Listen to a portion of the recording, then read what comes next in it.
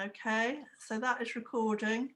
And it's over to you, Sherry and Christina, without an ado. Off you go. Lovely to see you. Hello, everybody. Yes, welcome to our talk this evening. I am going to share my screen. So share, I'm going to put that, share, and then slideshow. Great. Right, can everybody see that? Yep. So today I'm going to start off by talking about my fairies, which I'm sure that you've all seen on the flyer. And then once I've finished my section, we're going to move on to Christina, and she's going to be talking about her fairy and her intersectionality. So for those of you who don't know my name, I'm Cherie Schoen. Firstly, I want to thank Catherine for inviting me back.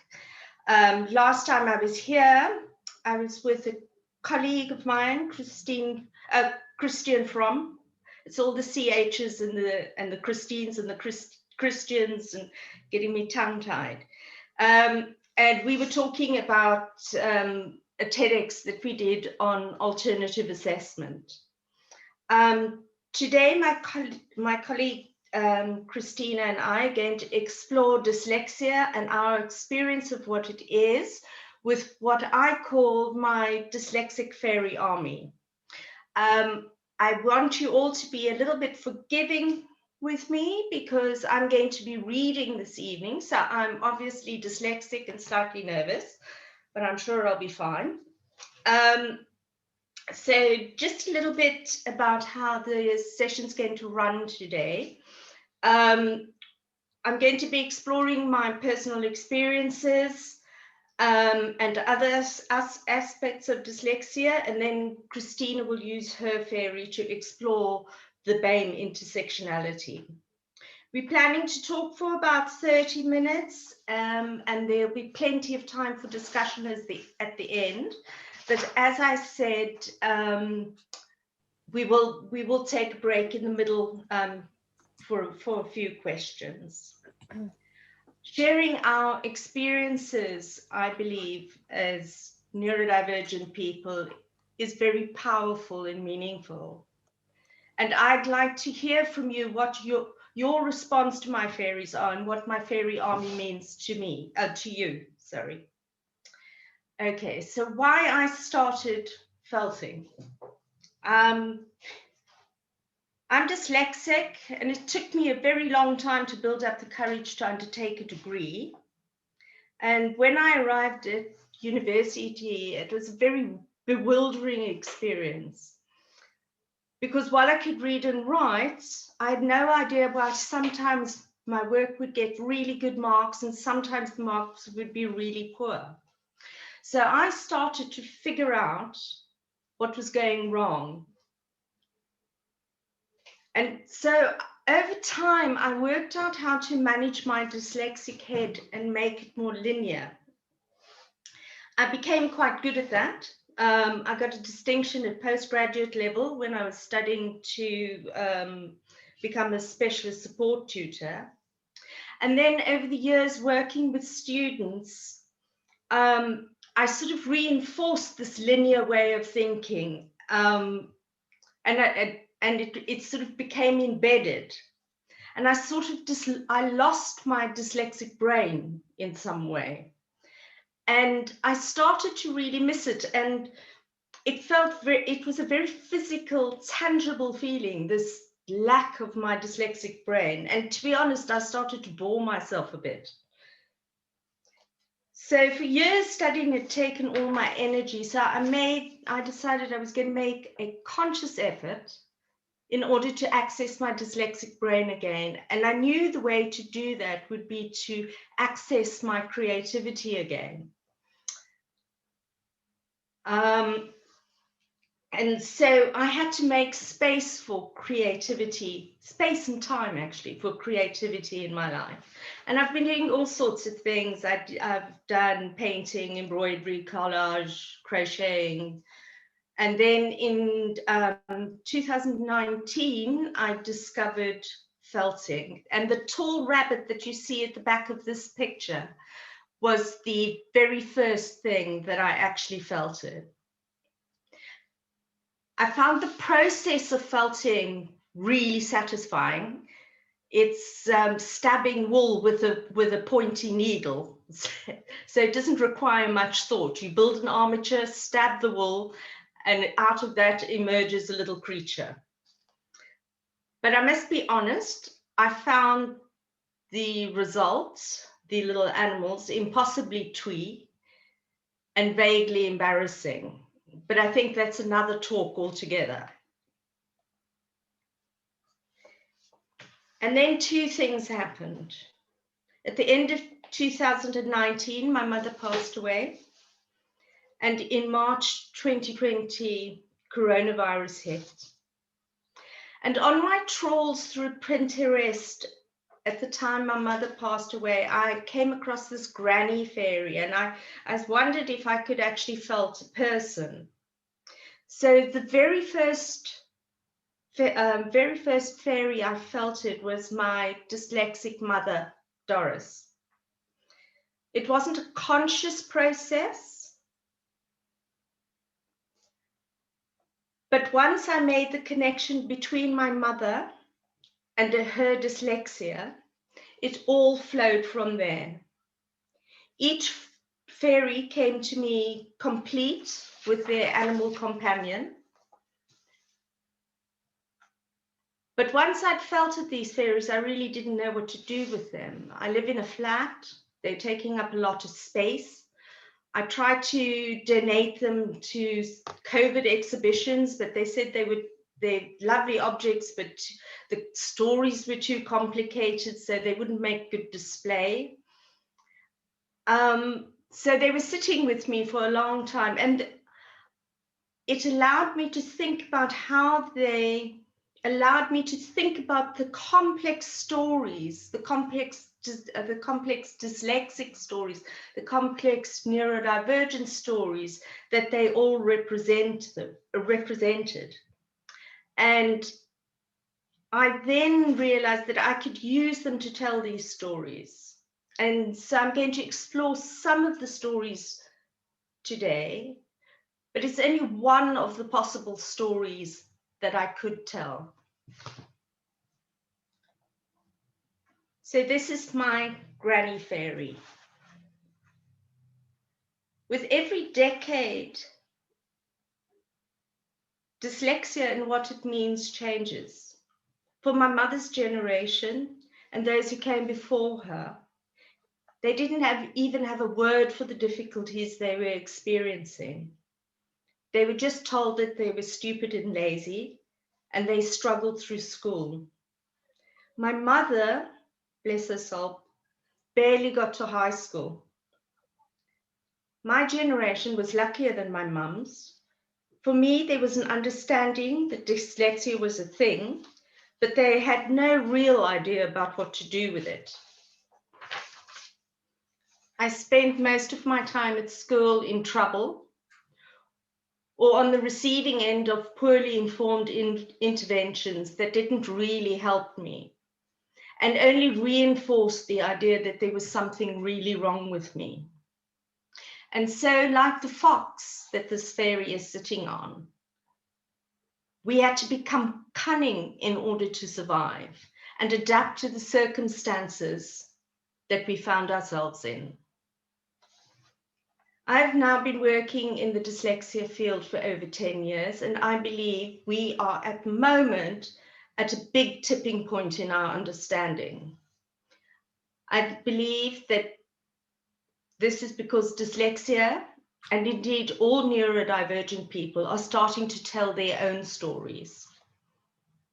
Whether it's talking about your experiences on YouTube or doing seminal research like Catherine's work into how dyslexic artists think, I think we are developing a voice.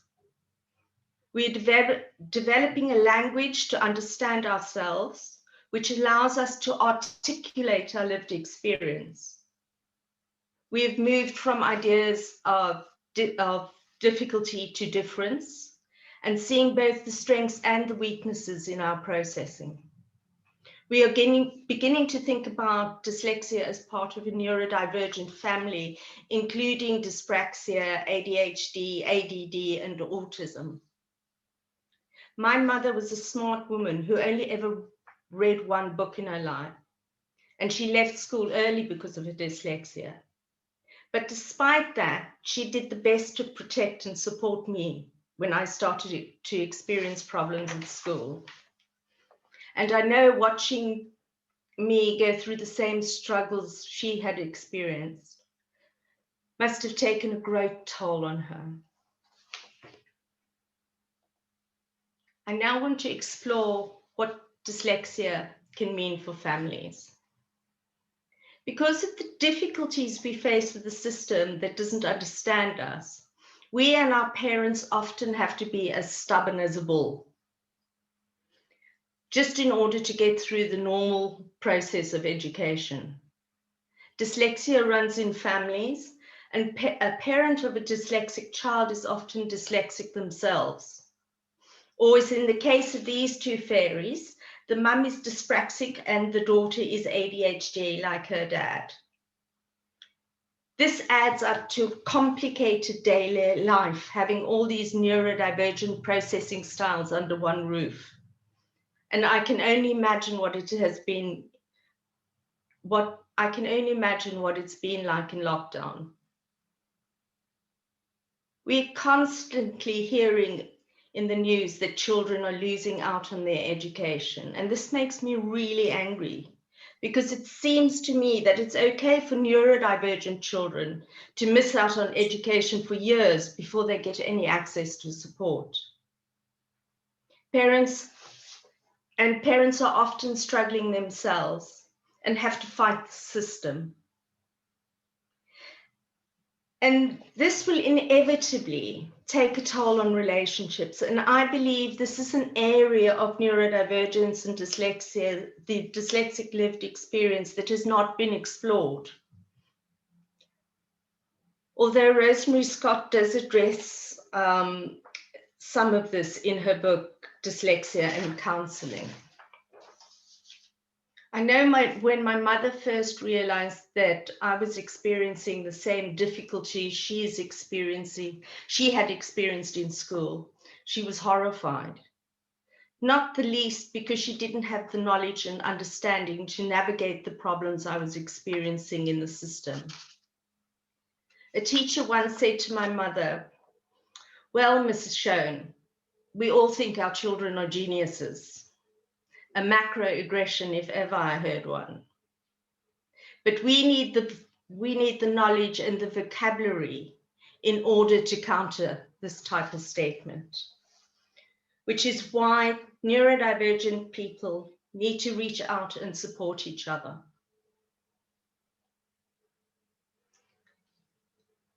So my next fairy I'm going to use to talk about how we can reach out to each other and finding your neuro tribe.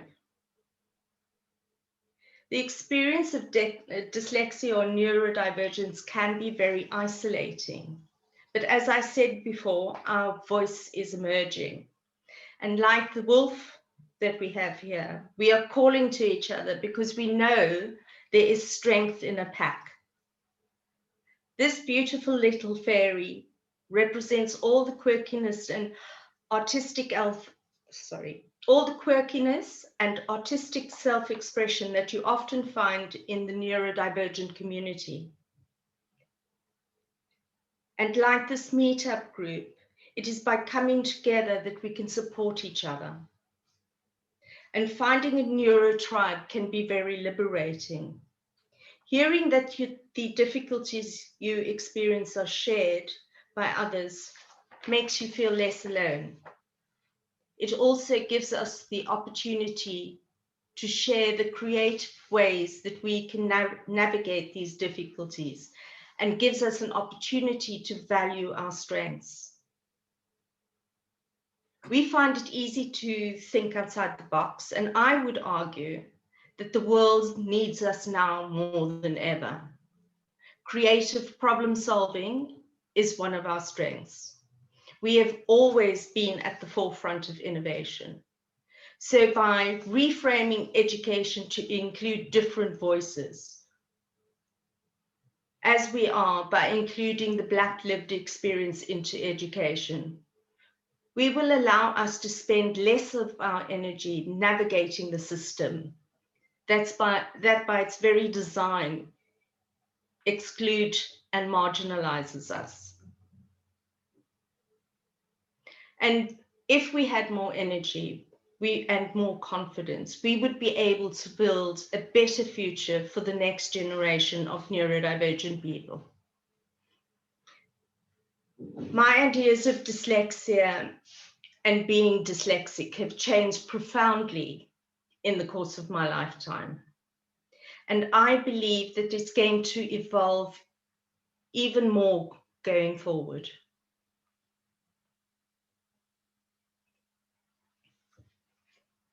There is a movement out there to challenge the way we see the world and its differences. COVID has disrupted the status quo, and I believe we have an opportunity to rethink how and why we do things. We have a voice and we need to use it. It has been my privilege to work with many neurodivergent students over the past 12 years, and I have really been blown away by their resilience, tenacity, and grace with which they navigate the difficulties that they face. And this little fairy, with her phoenix rising from the ashes, is a tribute to all of them.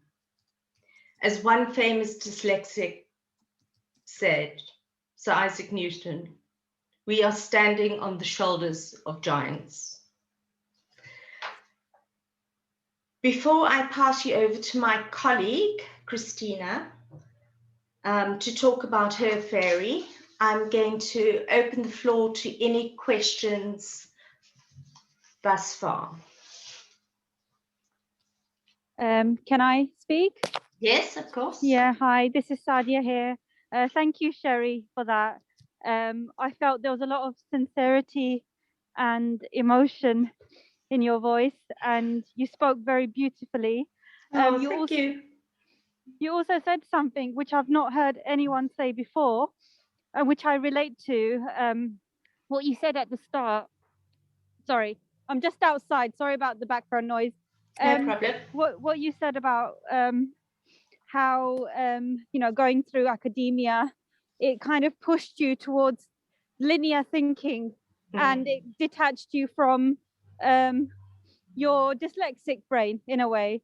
Yes. And I felt, I mean, I've realized that's what the experience that I've had as well, going through academia and then choosing career or jobs that are sort of suited to more left brain neurotypical workers. And I've distanced, sometimes I felt lost between the two.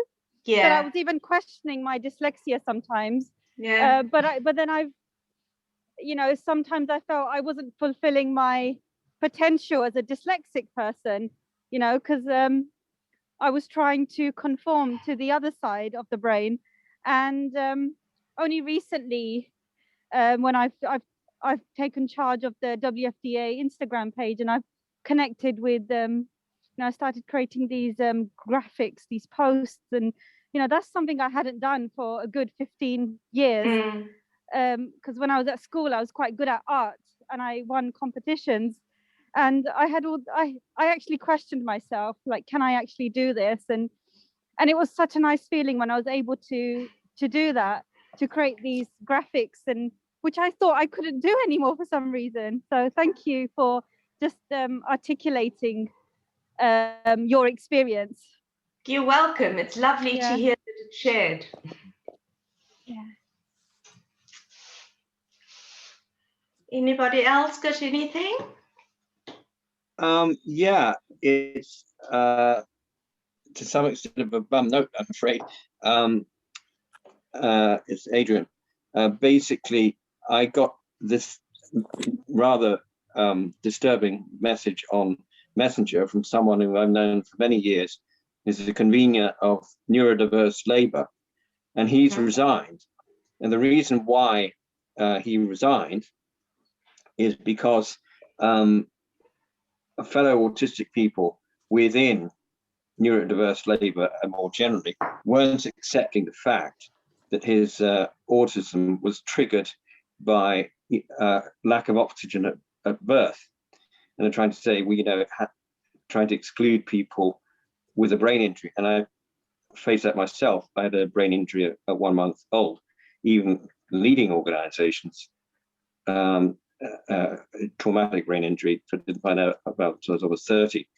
So there's a real need to understand that. Also, in terms of brain injuries themselves, there is actually evidence that genetically some people are more disposed to have more lasting changes from a brain injury than others. So even with that, there is a genetic element. Although when I did genetic testing, that wasn't specifically tested for back in 2001, because they're trying to work out why I had early onset osteoporosis and was a genetic factor and a common underlying thing. That came out negative. So the only thing that did come out from that was, I had a great aunt with Paget's disease, which is a kind of inverse thing. And that's a small risk factor for osteoporosis, and including early onset. And in fact, I'm short of stature, that sort of thing, and malabsorption of various things. So, in the end, they said, well, what do you think caused it? And I kind of told them, so having had the question thrown back. Having had that, I eventually got, an almost full house. So only missing out on Tourette's and dyscalculia, really. Well, they're not. I think that is what. Sorry, is it Adrian? Adrian, just let Sherry speak. Sorry, she's just responding to you. All right, sorry. Adrian, I think that's one of the things that's really emerging, or is really starting to emerge in the last few years, is how the people don't have one discrete diagnosis or assessment or whatever you want to call it, that there are these overlaps, and the whole field is very complicated. So and the cause isn't necessarily straightforwardly genetic. Exactly. Or it may be even in spite of genetics heading in the other direction. Okay, thank you, Adrian. I think we've got another person, so thank you for sharing that. And I think you're right, it's quite complex. And we've got Junora. Hello, hi. Hello, thank you. Hi. Hello.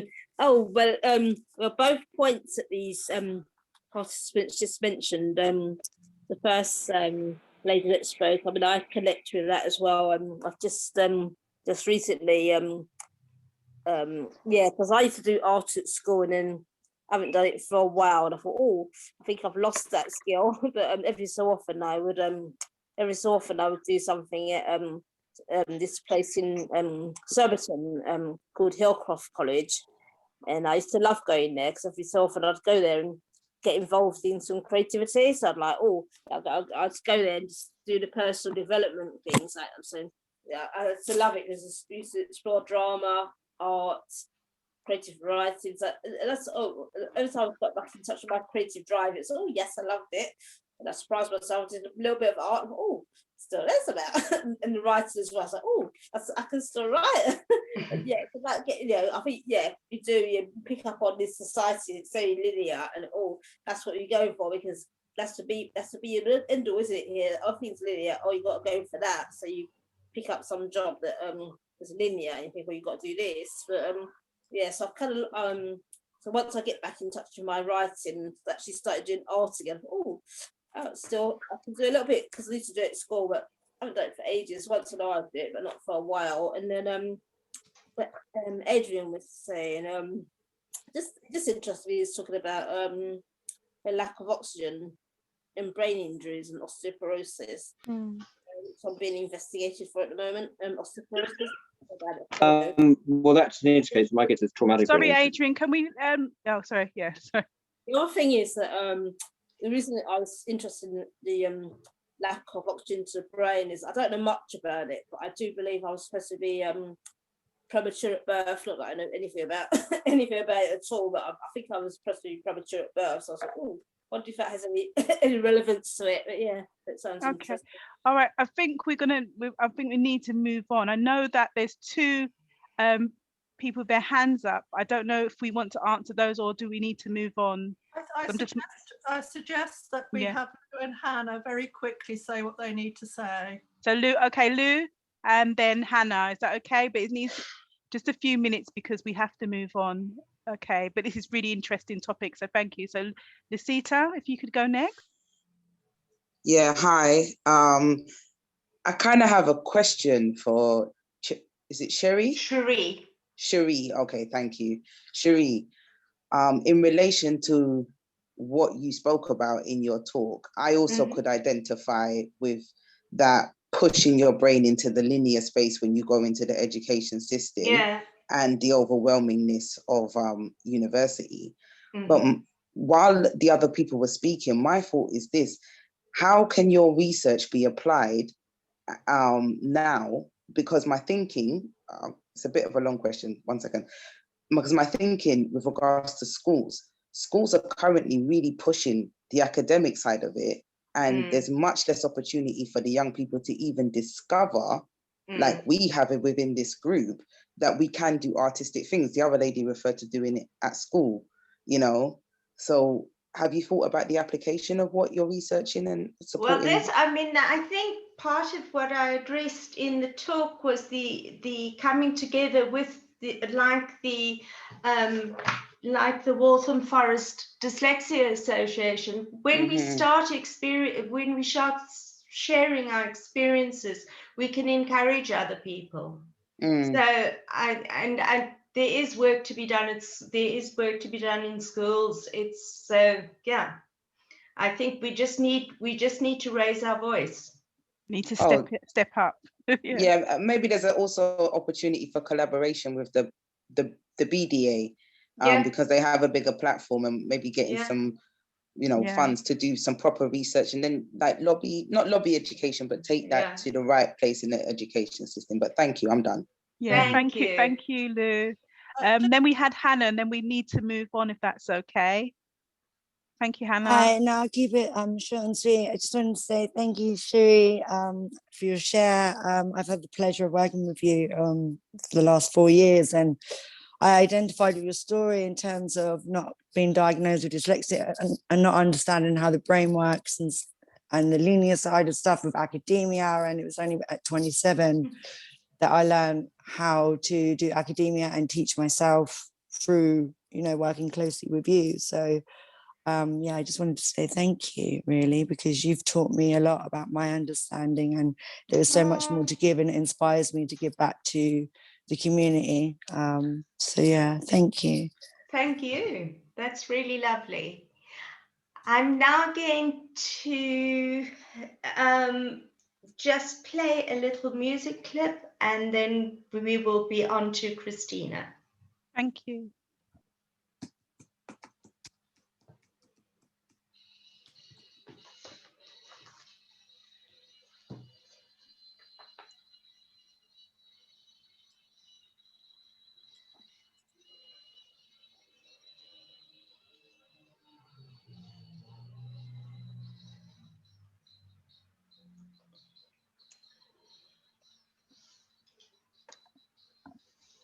Sherry, is the music playing or is it me? Oh, sorry. When you share screen, Sherry, at the bottom, it builds. Sorry. when you share screen, there's a little box at the bottom that you click share the volume as well, just right at the bottom. Yeah, it's okay. Yeah, should be going. Oops. I need to go back to the beginning. Sorry. I've made a mistake. So we want to be here. And I'm going to go share screen. Can you see, do you see that little box at the bottom? There we go. Yeah, no, I have my headphones in. I do it all the time.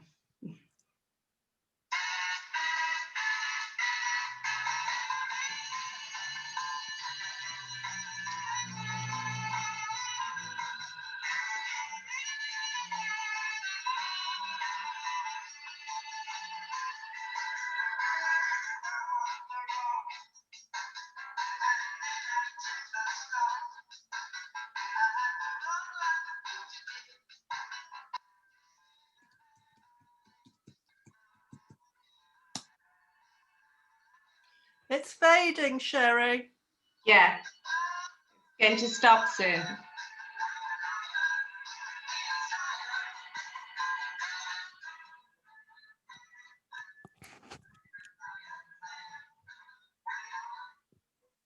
Okay, I'm now going to hand over to Christina. Sorry about that blip. Okay. Hi, everybody. Hello. Nice to see everybody.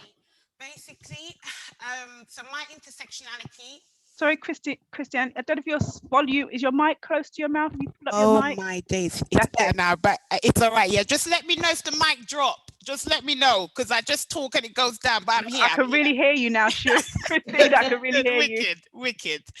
So intersectionality and the BME community is when you're made up of differences which become problematic.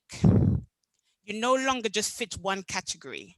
I hated education. Every part of school was traumatic. I was ready to fight. This is the reason why that Bob Marley song was like a real team tune to me, because I was ready. I was on the rock and I took a stock. That when if I needed to be a fugitive in that moment, then I would have to do that. Do you see what I'm saying? In order to get by. So I came up from Jamaica when I was 11. And going into primary school was the last 6 months of education. That's where I had to join in from. And we had a mock paper about maths. And I thought, yes, I'm finally good at maths, because I remember that was the last test I escaped from in Jamaica. So I didn't have to do the GSATs over there. So I was glad when I came here, and then I buck up on it again. And I was like, I cannot deal with this, right? I remember there was this paper about John has 5 apples. He gives away 3. How much is left? Something so basic. And I was like, well, I remember this. In Jamaica, when that same question comes up, it says, John had 5 apples or mangoes. Mark, take away 3. How much is left? Rather than answering such a simple sum, I was caught up with taking and giving. I was like, that's why Jamaicans don't have nothing, because people are taking stuff away from them. Whereas in England, that's everybody's kind, because you give. Let me tell you, that question took me the whole class. I didn't get to finish any more of that paper, because I was so caught up with taking and giving. I was like, that's why English people are so kind, because they're just giving. Whereas in Jamaica, that's why we're so angry and so aggressive, because people just take our shit all the time. Sorry for the language, right? That was the mentality that I basically had. Then this continued again in secondary school. In secondary school, the problem with my accent was so strong. So all the time I'd be getting in trouble for this same accent. So much so that they put me in a class with students from Bengali, Bangladesh and Pakistani and China who spoke no English at all. Now, Jamaican is an English-speaking country. The accent was patois. And yet still I was in this class. However, for the other classes, I struggled so much to be in them because I couldn't understand what was going on. It was like translating Western language into the culture that I understood, and I struggled with it immensely. And I couldn't program or understand the system. So what I learned is that I can distract the whole class. If I wasn't going to learn, then nobody should learn in this moment. So it became a sabotaging moment. So if the teacher was teaching something, I would teach something too.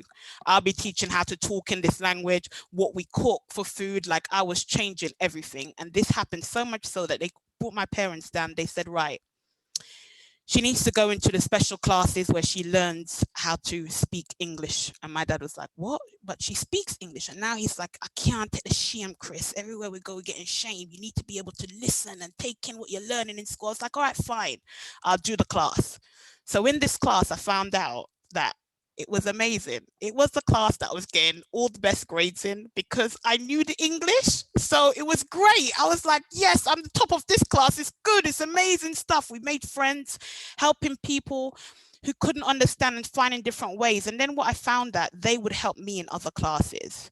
And then I found that the spaces that I would feel more liberated was drama. It was a place where I can put on different characters in different roles and really shine. But I was also really good at IT at the same time because I memorize stuff. And once the system is done, I can memorize it. Because what it is with neurodivergence is that we've got a good memory. So even if you're reading and you can't read the words, you can memorize the words. If you can't do the sums, you look at the numbers. But when the two are put together, that caused serious confusion for me. So then when they added that I needed to go for dyslexia testing, I was like, first you tell me that I can't speak English. Now you're telling me that I'm disabled. Like, what is this? You're trying to put more things on me. Now I'm a big Black woman. I was big. I was a size 22 in year 7. Plus this strong accent. So nothing that I say was going to come across as gentle. It was always aggressive. I was always the aggravator. And I didn't understand how this is. I was like, you know what? As soon as I finish this, I'm out of here. The reason why I had to keep going was because the highest level of education in my family was secondary school. So I knew that I had to just do one more. And I just thought, okay, that's when I'll push through and I'll go to college. That'll be my final part of education. I am not struggling anymore with this. When I went to college now, there was an adaptation of the Teddy Boys play and the Knack. There was the real saying of the 1960s about real being hip and young and funky, and all of that was happening. And I thought, finally, I was reading this script that was adapted and I thought, this was my character. I can play this role. Oh my days, she is ready. She's sexy as a woman. She's brave. She's loud. She can talk. This is me. I'm going in for it. And I went, and the director of the play was like, sorry, Christina, but this is a white woman. This isn't a part for a Black woman. And I was like, why? And he was like, because there wasn't no Black people in that time doing those things like this person. And I was like, okay. But then the other person who was chosen, who was big, she had big boobs, she was beautiful. And she was the one that was cast for this role, but she also struggled with memorizing the lines. So I thought that was a way in. I could memorize everything. So I went and learned the whole script from back to front, every character, every role, I knew it. So then he said, okay, you can take part, you can read the lines for people. If they forget it, you can shout it out. So I said, what does it take for me to be in this play? And he said, if your counterpart drops out. Who told him to say that to me? I was like, all right, it is on. The aim is she needs to go. So I kept saying to her every minute, I'll call her Jessica for the sake of this. And I'll say, Jessica, you know you can't remember as a line. Just tell him that you can't do it. Don't worry about that. You're going to stress out yourself. Look, She was like, I just don't feel comfortable, you know. And then he was like, yeah, you just need to lower your top a bit so that your boobs would show. And then she was like, yeah, but I don't really feel comfortable. And I was like, I will show my boobs. It's fine. I'll lower it. It's okay. I know the role. I can do this. Trust me. And he was like, Christina, your boobs are just not big enough. And I was like, what? You don't know about push-up bras? I can do this. Let me tell you, that was it. I went down to the market and I bought push-up bras ready. I dropped the top low and I was ready for that role. And then the character that Jessica now learned some more of the lines, but now it was 2 days before show and she didn't learn the rest of it. And I was like, listen, babe, let me tell you, people are going to laugh if you get this wrong. Yeah, this is where my real trickster archetype came in. And I was like, listen, it's best you just drop out. I'll do the line. Don't worry about it. The last minute, me and her fit into the same costume, right? The only alteration that needed to be made was on the boob. And I was like, all right, fine. When I tell you, I played that role with everything I had in me.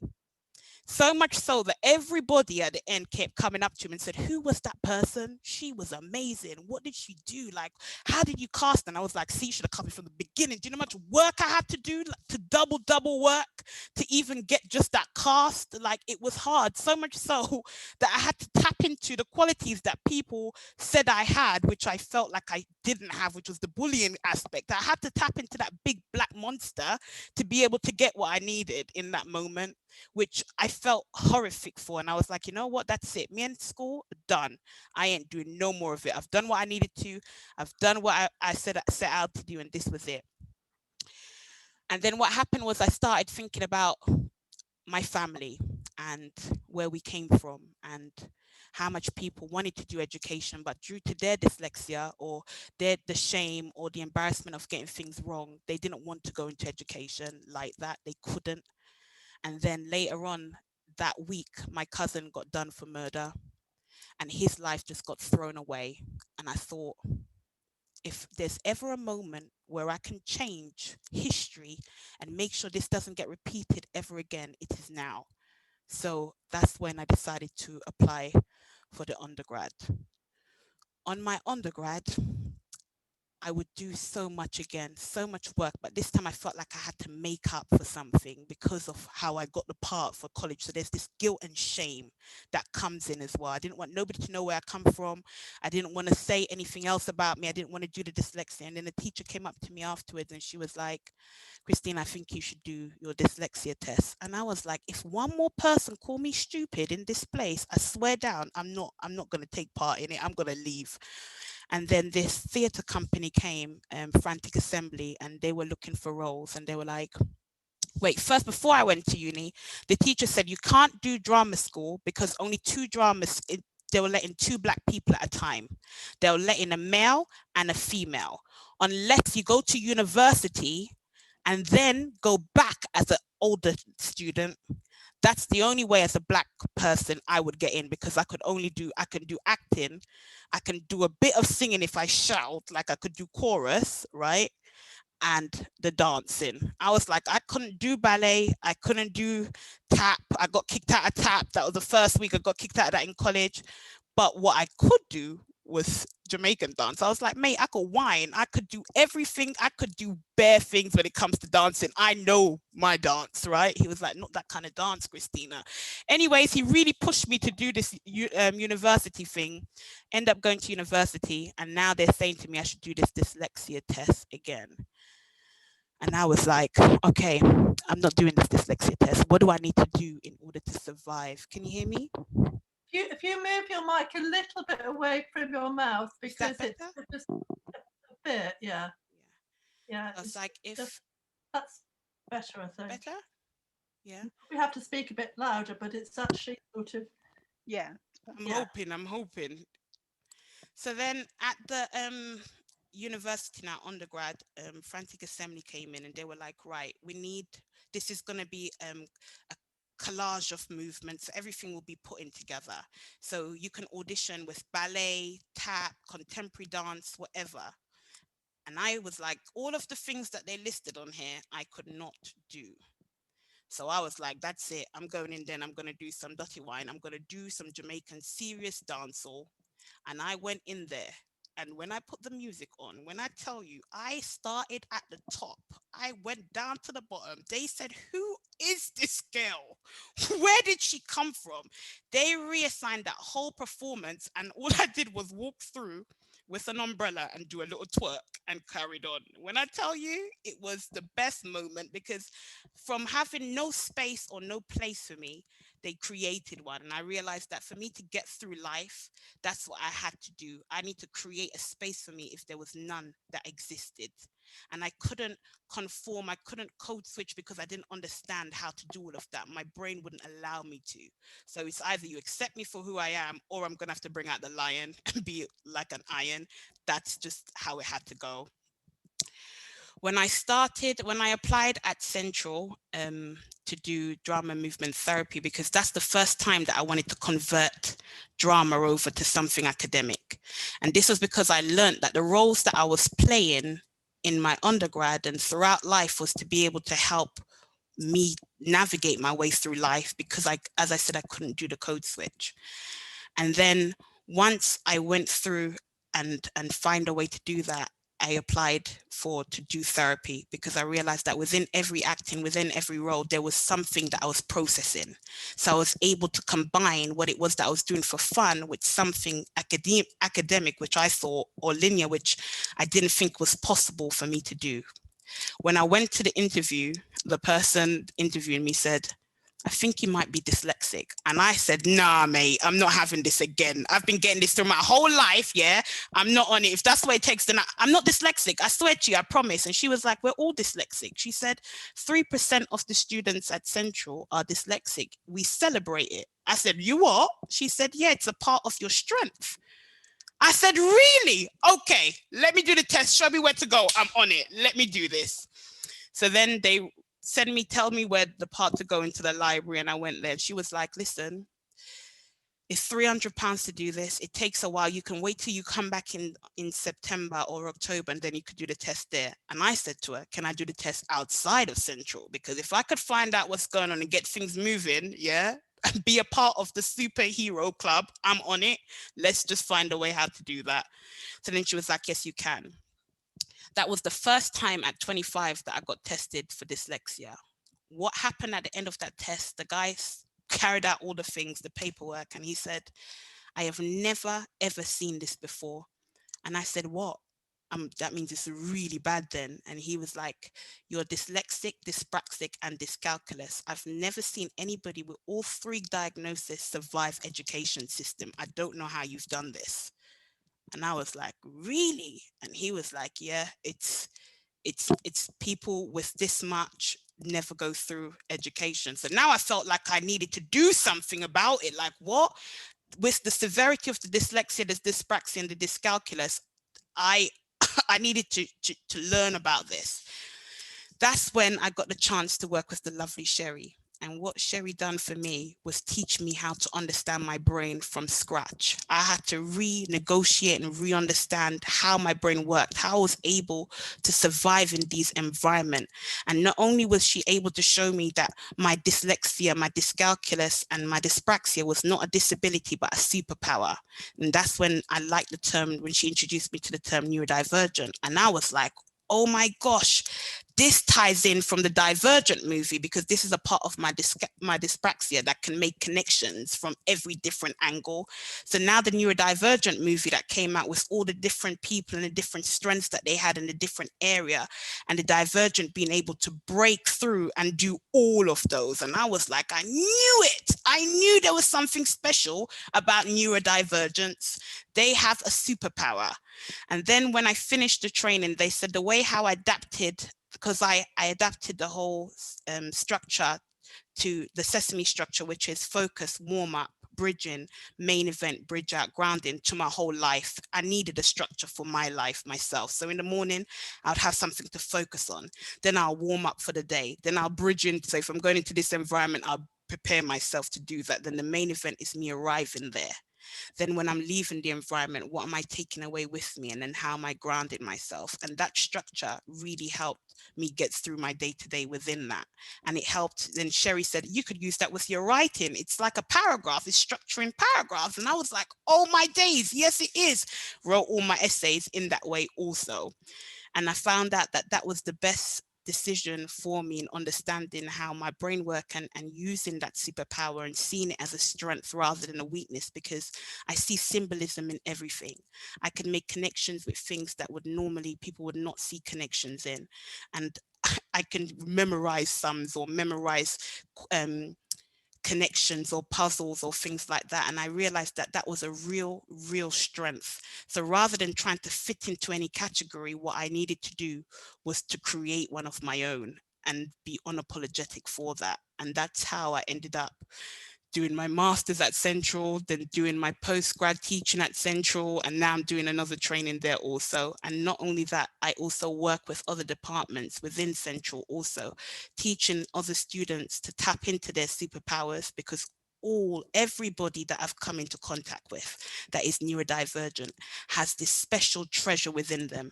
And once they're able to polish it and utilize it and not try to conform it to anybody else but to your strength, then that is the iron lion. And that's bringing out the superpower. And that's the only way that you can survive in the education system that I found. And I'll read out the lyrics to Iron Lion, and I'll explain to you what that meant for me. I'm on the rock, and then I check a stock. I had to run like a fugitive to save the life I live. I'm gonna be iron like a lion in Zion. I'm gonna be an iron like a lion in Zion. Iron, lion, Zion. I'm on the run, but I ain't got no gun. See, they want to be the star, so they fight in tribal war. And they're saying, iron like a lion in Zion. Iron like a lion in Zion. I felt like I was on a hard place.